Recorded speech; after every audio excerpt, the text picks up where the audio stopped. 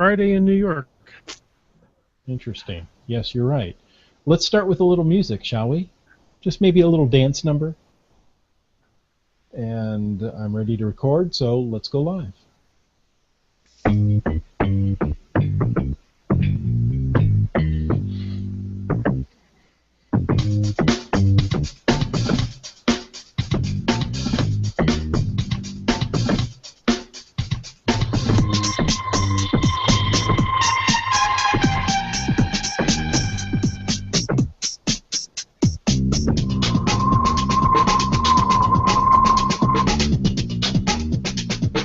Welcome to Caching in the Northwest. This is the only podcast dedicated to geocaching in the great Pacific Northwest.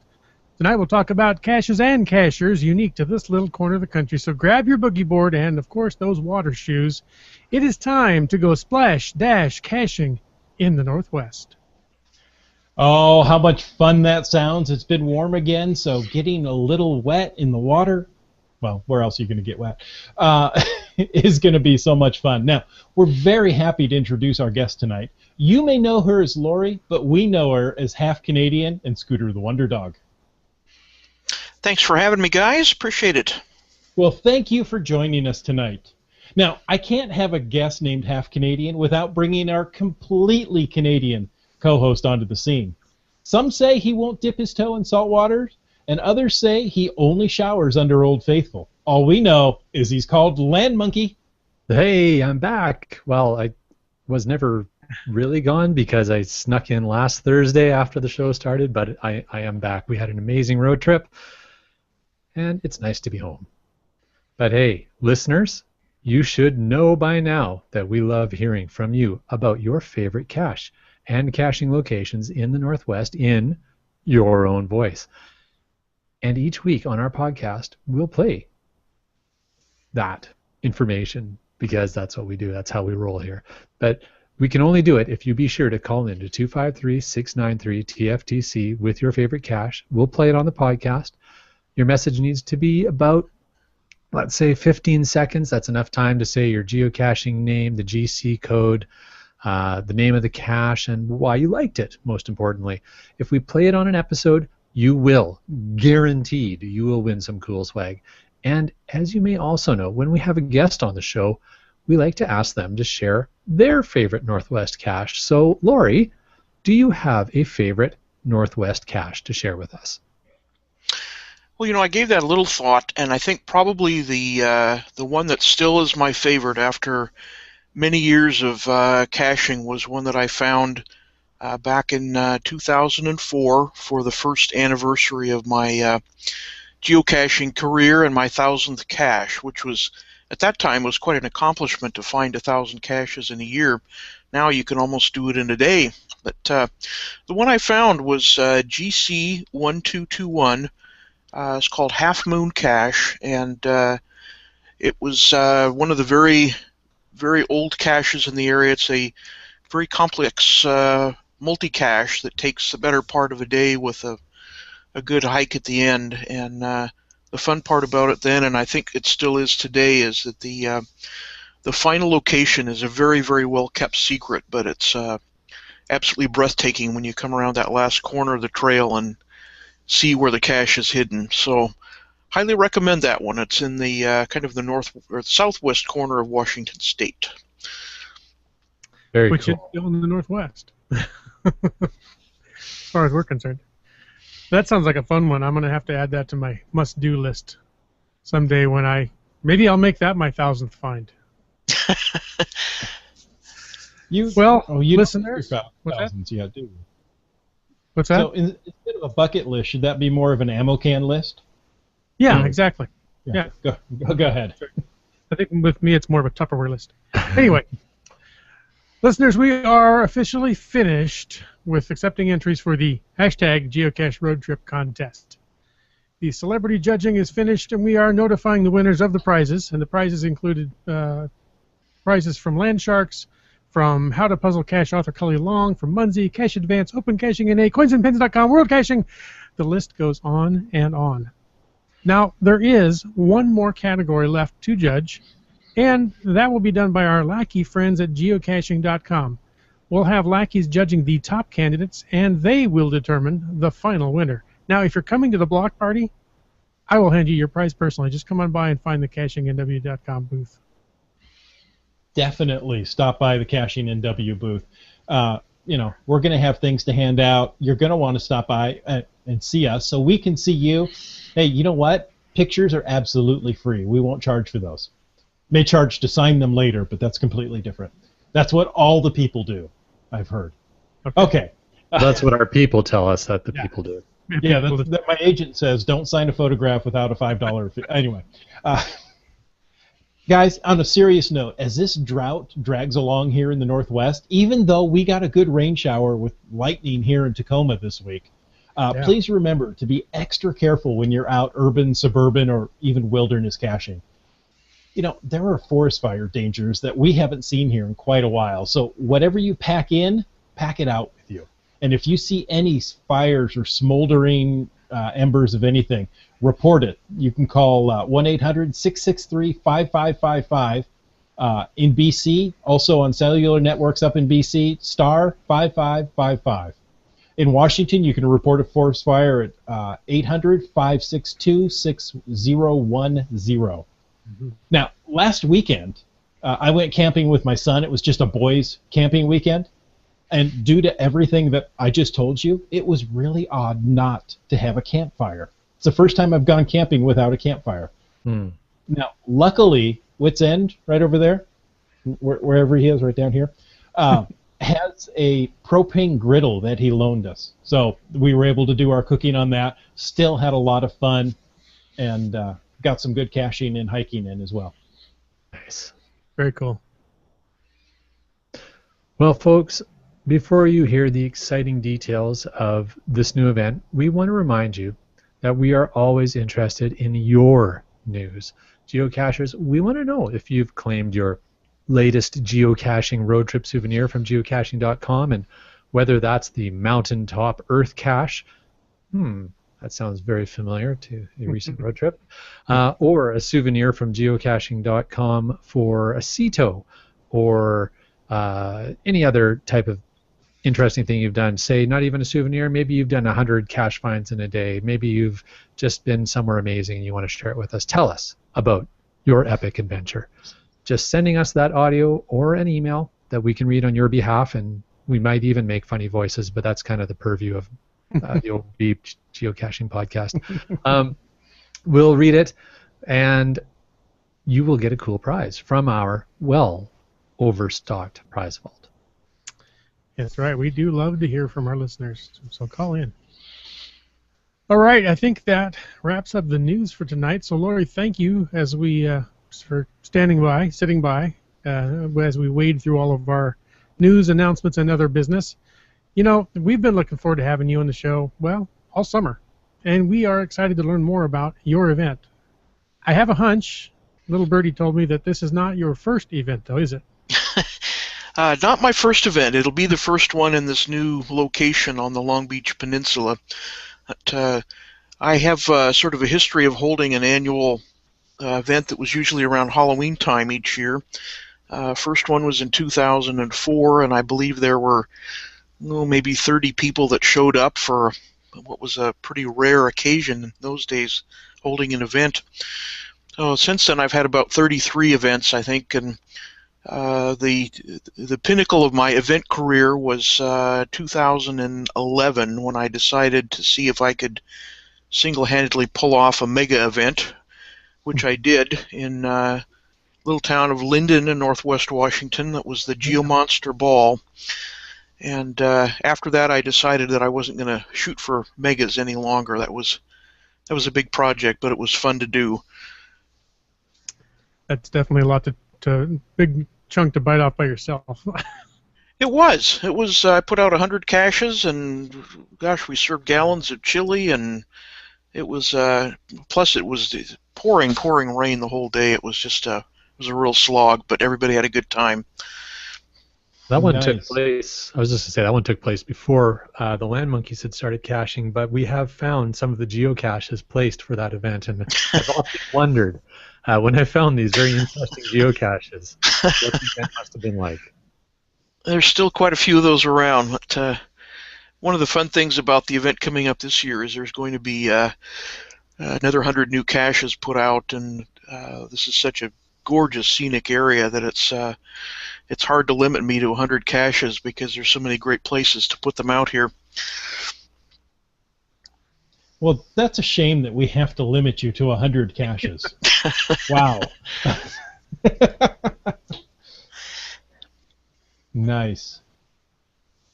So, why don't you tell us some key things to know for those that are planning to come to the Cache Dash Splash event that you've got going this summer? Sure. It's the weekend of September the 25th through the 27th, and it's on the Long Beach Peninsula, Washington, which is very, very southwest corner of the state, right at the mouth of the Columbia River. Driving time, 2 hours or so from Portland, maybe 3 from Seattle. Folks coming down from Vancouver Island can take the ferry across to Port Angeles, and probably maybe a 4-hour drive from there. So kind of gives you an idea of where it's at. Mm-hmm. 3 events for the weekend. There's a Friday night pizza dinner, which you can almost count on as a geocaching staple. And then Saturday event, prizes, catered dinner, all-you-can-eat buffet of all kinds of good stuff, chicken and pasta and things. Fun and games there for everybody. And then we're having a send-off breakfast buffet Sunday morning. And then all day Saturday, well, all the weekend, you can go caching. I've got a special event as well on Saturday, which is a bunch of temporary caches in downtown Longview, which will definitely get a good chuckle out of everybody. Nice. So among the 100 or so that I'm putting out, local historian has come up with some great spots for me for where the local shipwrecks occurred. And I've got a special little tour of a nearby place called Radar Hill, which is an old Korean War radar facility that is about a 5-mile gravel road up to the top, pretty well maintained with some fantastic views up there, and there's still some of the old buildings and foundations and stuff up there to see as well. It's a neat spot. That sounds cool. I mean, I've never placed 100 caches in my geocaching career. I can't imagine going and placing 100 for an event. To me, that's a significant amount of work. So, hats off to you for that. That whole area down there, Southwest Washington and Northwest Oregon, there just across the mouth of the Columbia is Astoria, Oregon, and that was where Goonies was filmed, if I remember right. And that was all about a shipwreck. So it seems to be like prime area for shipwrecks down there. Yeah, Groundspeak actually had a big Goonie event. The 30th anniversary of the Goonie movie was this summer, and Groundspeak and geocaching was one of the featured events for the weekend. So yeah, we talked about that on the podcast. That sounded like a lot of fun. Yeah, none of us were able to make it. I know I wasn't. I don't think either of you two were. But it's one of those things that we looked at and we really need to go to this weekend. But couldn't get there. I remember watching that movie first run. It was fun. It's a long drive from Vancouver.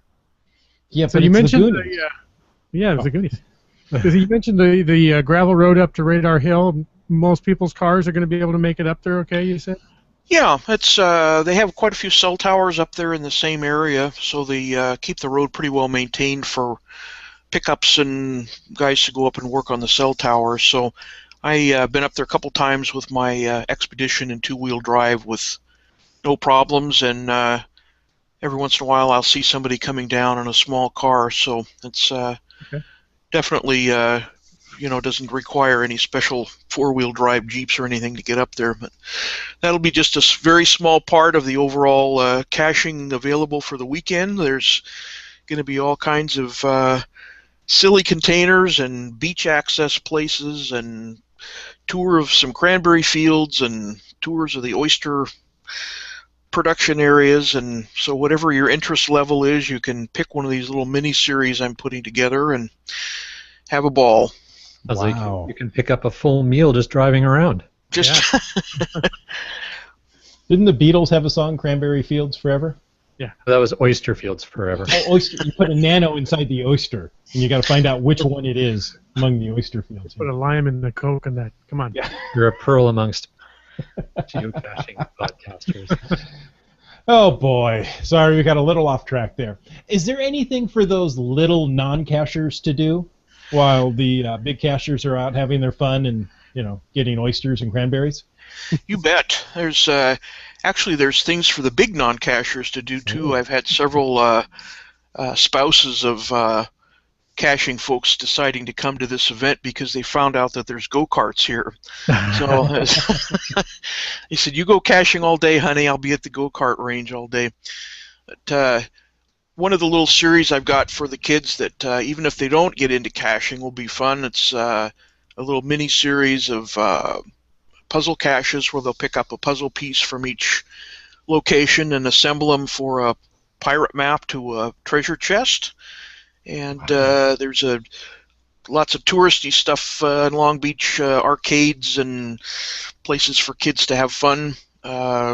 Great discovery trail that is paved through the dunes at flat ground and beautiful scenery. I think it runs 8 or 10 miles altogether. You can just take little pieces of it, but you can kids can ride their bikes. You can rent bikes here. You can rent go-karts and mopeds and stuff like that. So if I have a rent a horseback riding trip on the beach, lots of neat stuff to do here.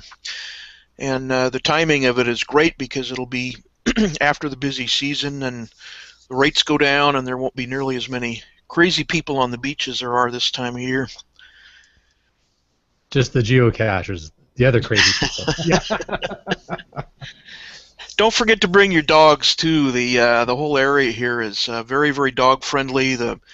You can drive out onto the beach and open your car and let your dog run off leash, and the motels around here are also very dog friendly. So don't leave your pooch at home if you're going to come down for the weekend. Well, that's nice. Hey, so Lori, speaking of places or things that make it great for the dogs, etc., and you mentioned that some of the hotels are dog friendly, are there any motel or camping specials that are associated with the event? You bet. The local event headquarters we're using for our Saturday dinner and our Sunday breakfast. They also have some great specials that they've put together for us for the event.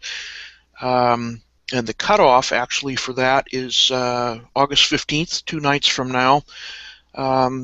Details on the website, but just quickly, the specials include, they've got a special deal $99 a night rate for a 2-room beachfront condo with a full kitchen and free Wi-Fi, indoor pool, all kinds of great amenities there. And I think their regular rate's $149 a night, so might want to grab that. They've also got regular hotel rooms for, I believe, $59 a night. That's on this early bird special. I think they go up $20 a night after this weekend. So if you're thinking about coming, even if you don't want to cash, come down and grab one of those cheap rooms and just be a beach bum for the weekend. Sounds awesome. Laura, do you know if there's still availability on those rooms? There is, yes, you bet. That's great. I had actually considered borrowing an RV and driving it down for the weekend, but these rates are better than I can pay for gas. I mean, this is really quite a good deal. Yeah, it's a pretty special deal. They're excited to have us here, and they're hoping that we'll turn this into an annual event like I did in Northwest Washington. So they're really rolling out the red carpet here in town for the geocachers to make sure everybody has a good time and wants to come back again. Nice. Now, Lori, you're saying they. Is this like the city council? Is the city behind you on this one? The City of Long Beach is giving us the red carpet treatment, and in addition, the Long Beach Peninsula Visitor Bureau, which is kind of encompasses the whole county, is just ecstatic about this event. They'd been wanting to incorporate geocaching into their list of activities here for a long time, but didn't know how to get started. And when I showed up in their office this spring and said, "Hey, I've just moved here, and here's what I'm planning for this summer," they thought that their prayers had been answered. So they've been really supportive. Wow. Wow. That's incredible. Lori, I've got one more question about the hotels. You're talking about the Chautauqua Lodge. Right. I think I pronounced that correctly. And Close enough. Close enough. And you had also mentioned previously that a lot of the hotels are dog friendly. Is the Chautauqua Lodge with those specials dog friendly? It is. I believe they're charging $15 for pet fee on top of the cost of the room, but that's pretty reasonable these days for a big sandy dog. That's awesome. There's also lots of other options. There's 1,000 trails nearby. There's lots and lots of RV parks, which I'm sure will have plenty of space available. There's there's a place where you can rent really funky old trailers like Airstreams and old vintage stuff to stay in for the weekend. Beach cottages, and then all the way up to luxury accommodations. So definitely something for everybody. The website for the Visitors Bureau is funbeach.com, and they've got lots and lots of links to activities and accommodations and meals and all kinds of stuff there too. I will make sure to put not only the Splash link on your website and link onto the show notes. I'll also put the funbeach.com as well. Good idea. We have a live Q&A that people can ask questions in, and in fact, IHAM just made a comment that says, okay, I had just made the Beatles comment to Die Monkey, his wife, and then Bad Cop says the same thing. Either great minds think alike, or I'm dragging you down to my level. IHAM, it might be the other way around. I might be dragging you down to my level, and I really apologize for that. I thought that was a goal of our podcast, was to bring everybody down to our level. Well, we'd hope they could lift us up to their level, but it hasn't worked. They're crabs in the bucket. Yeah, exactly. So, speaking of crabs in a bucket, we also have a hi from Igor Mota in there. I'm not sure what his geocaching name is, but hello back.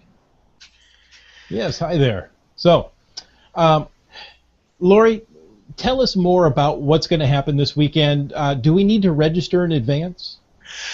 That's going to be really helpful. Encouraging people to register in advance. That makes sure that they have a registration packet and express check-in when they get there on Saturday morning. They'll make sure that I've ordered enough path tags to make sure that they've gotten one. The other stuff that their registration includes would be gourmet coffee and fresh goodies from the local bakery that are helping out with the event. Emails up front with some insider tips to get ready for the weekend. Discount coupons for local merchants. This will be your ticket to get into the activities at the Saturday Dash, which is the temporary caches downtown that are going to be lots and lots of fun. My legendary custom name tags, the contest prizes, the free path tags, and all kinds of good stuff. So cost on that is $15 per person. I think it's $7 for kids. Online registration form is on my website, and I really appreciate your support with that because it helps to pay for the expenses, the cash containers, the swag, the insurance, and all the other stuff that putting together one of these big events that has all kinds of bells and whistles ends up costing. So hope everybody can sign up that way. You're also welcome to come by just to find the caches on your own, but you'll miss out on an awful lot of the fun. So keep that in mind for the weekend. The 100 caches are going to be here afterwards too, so if you can't make it to the weekend, then come on down another time and check them out. Cool. Fantastic. Lori, Mrs. Landmonkey and I have been around to a lot of GeoCoin Challenge events this summer, And Yes. so I'm curious about your event. Is there going to be a trackable geocoin for the event? Well, I looked into that. I've produced a couple of coins in the past, and decided this year, since it's a new area and I wasn't quite sure how many people were going to be coming this year, and time was getting a little tight, decided to take a pass on getting a coin made for this year. What I have been providing, which has been a big hit for most of the people that have registered for the event so far, are little trackable minions made out of paracord from my geonauts.com website activities, and they come with a little trackable tag and a cord to wear around your neck. And I've been running contests this summer, and you can still get in on both of those. One of them is to post selfies of the minion on the Facebook page for the event, and the other is high mileage minion for the summer, and cash prizes will be awarded at the event for the top 3 places. I think it's 50, 30, and $20 each for those 3 events. So there's some pretty good cash prizes available for those. So you can order the minions as well on the website, and even if you can't make it to the event, you're welcome to order one as well. They're a cool little travel bug. So Very cool. Those are cool. I think I've seen one around one of our recent Sure, we'll events. see a bunch at the block party. I'm sure. I bet we will. Mm-hmm. Yeah. I haven't tried making those. I make a few things with paracord, but I haven't tried making the minions. That could be fun. I'm actually one of the providers of merchandise to the Shop Groundspeak store. I've got the paracord lanyards and survival bracelets, and I think one of their best-selling items is the little log roller tools. I've sold I don't know how many thousands of those, but that's one of the business activities that I have going. So Very cool. Nice. Very yeah. cool. I figure as long as I can make a splint out of paracord, I really know what I need to know. Well, you mentioned registering and in advance and covering all that. We had a Q&A. Air Rooster chimed in and said, yes, please register in advance. He said he just hosted an event that had 5 will attends and 20-plus kids showed up for it. He said I had to send a runner for more hot dogs. So That's a very common thing to have happen, and it's especially for an event with a travel destination for most people like this is, with a long weekend worth of activities involved. It really is appreciated to have an idea of how many people are coming, so we don't scramble around at the last minute trying to make sure there's enough supplies for everybody.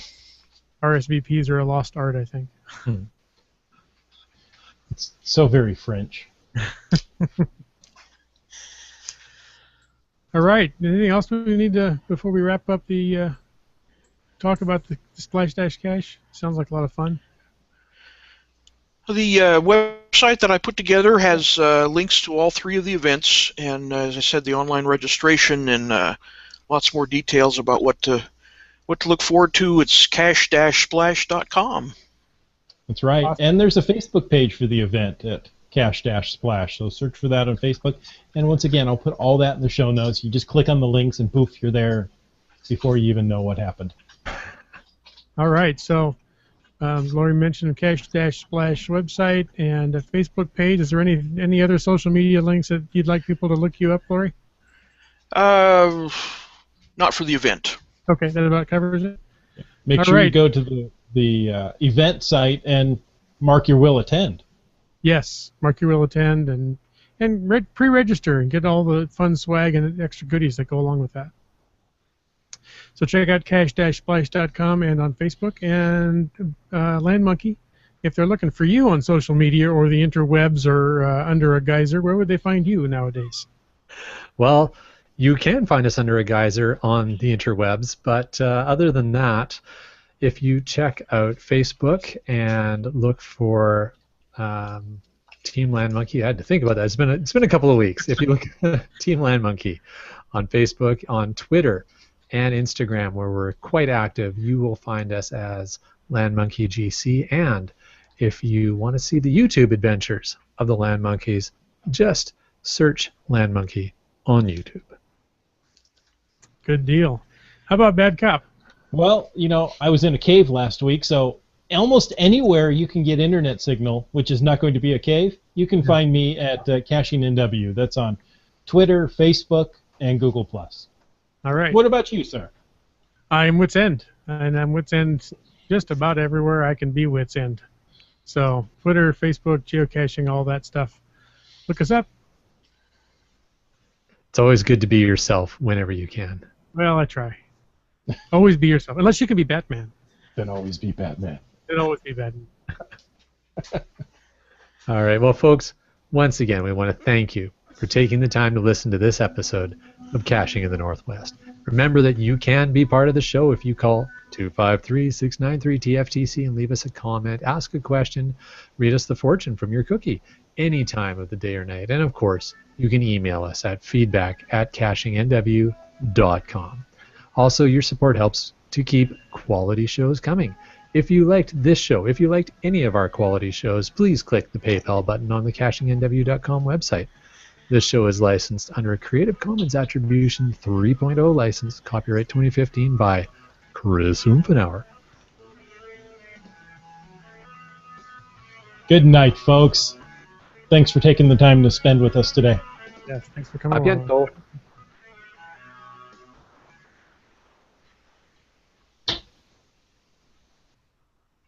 Okay, we're officially clear of the recording. However, we're still on the internet. This is the time we can have a little more lively Q&A. We can fit some more things in. That was an excellent show. Lori, you did a great job. Thank you. Well, thanks. Yeah, thanks, Lori. We had looked at that event when it was first published and thought, that looks interesting, but we just weren't sure what our late summer, early fall plans were looking like, so we hadn't made a decision yet. But it looks like if you're going to make a decision, time is limited if you want to get those discounts. Yeah. Well, I tried to get it published early enough, too. I had lots and lots of people starting to email me early this spring saying, we're trying to get our vacation schedules put together, and when's your event going to be this year? So I pushed it up early and got it out 6 months ahead of time so everybody could start making plans that wanted to come, because it's a bit of a jaunt further south than a lot of my usual folks are used to traveling. So It's a ways out there. Yeah, but it's it a is, but beautiful it's worth location. it. Yeah. It's really worth it. Here for it. Yeah, it's. I have been so pleased with my move down here. It's a gorgeous area and quiet, and 15 minutes across the border to Oregon where there's no sales tax, which is a real bonus too. Yeah, that is. Let's see. I was just in Kelso. I think we stopped at maybe Longview or Kelso. I can't recall which one. They're pretty much the same town. And went into the Walmart to pick up batteries before we went into the cave, and the clerk asked, "Are you from Oregon?" No. I should have said yes, but I said no. Got charged sales tax. I'm thinking, aren't you a little far up here to be asking that? Well, I guess not. Yeah, my son just graduated high school, but this last year we joined a Southern Pacific Athletic League, and so our opponents are out there in Raymond and Westport and stuff, and we actually went all the way down and played football in Ilwaco. So that was a beautiful fall day last year when I was down there in September, and I'm sure this year will be just gorgeous at that time of year as well. That's typically a real nice time of year for weather here, late summer. Nice. The Port of Ilwaco was totally excited when I told them about plans for caching in the area, and they said, cram as many of them as you can onto the port property. So, wow. You didn't really have to do any sales, did you? They were waiting for you. That's great. So, Lori, with the event, are there any limitations isn't the word I'm looking for? Are there any minimum numbers of caches that people are trying to find per day or anything like that? Is there any contest of you need to find X number of caches while you're there, or is it just cache as much as or as little as you want? I think it's pretty much whatever people are interested in.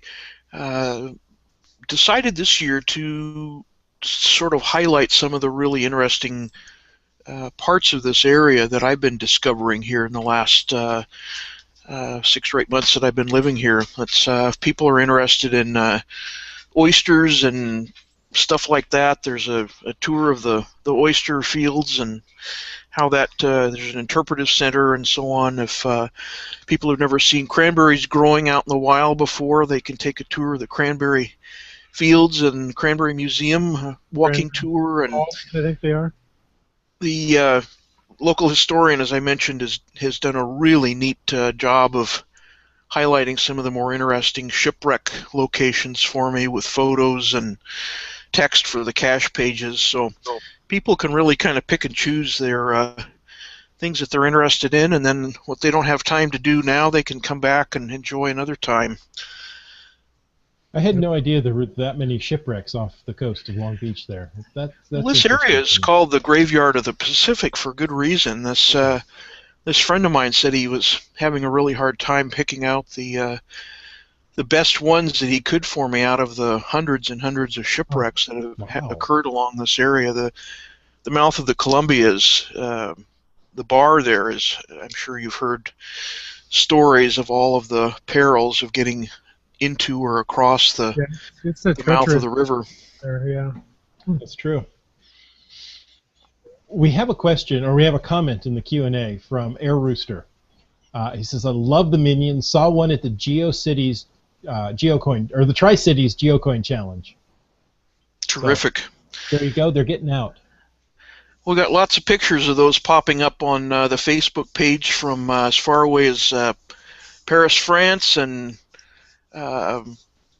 the Tri-Cities event, and everywhere in between. And I'm sure they'll be busy this weekend at the block party, posting photos there too. Mm-hmm. Sure, yeah. Sorry, everybody wants to win that $50. There you go. It struck me funny that we're talking about exotic locales like Paris and the Tri-Cities. In the same breath, yes. Although I have to say, I love the Tri-Cities. I just wish it had been a little cooler when I was there. 112 degrees Fahrenheit is a little warm to be caching. That didn't stop you, though. Well, no. We I had have a little funny story to tell. I went over there as a vendor to the Tri-Cities event a couple of years ago, and I knew it was going to be warm, so I cleverly thought I would take over my snow cone machine and sell frozen lemonade. And little did I realize that by the time everybody got back after a hot day of caching, they didn't want a lemonade, they wanted a cold beer. So I ended up with lots and lots of lemonade to take home. You need to make beer snow cones. Find a frame with lots and lots of iced tea and make Arnold Palmer. Oh, there you go. Not one of my more clever marketing schemes. Well, you can't win them all.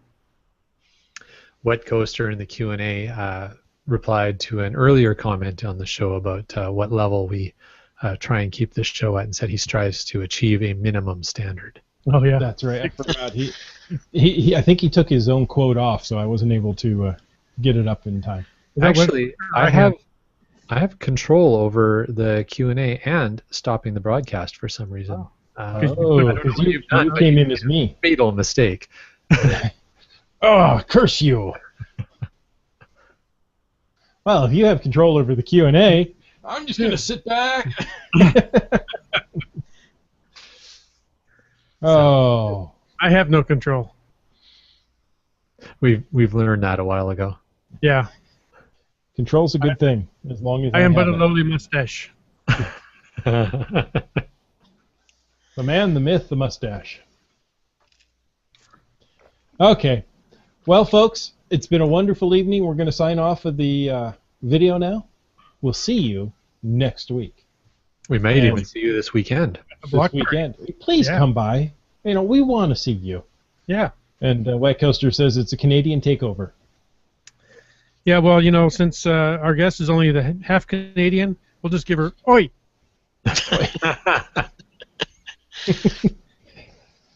Oh, there we go. Oi. Good night, all. Night, folks. Thanks for watching. Good night.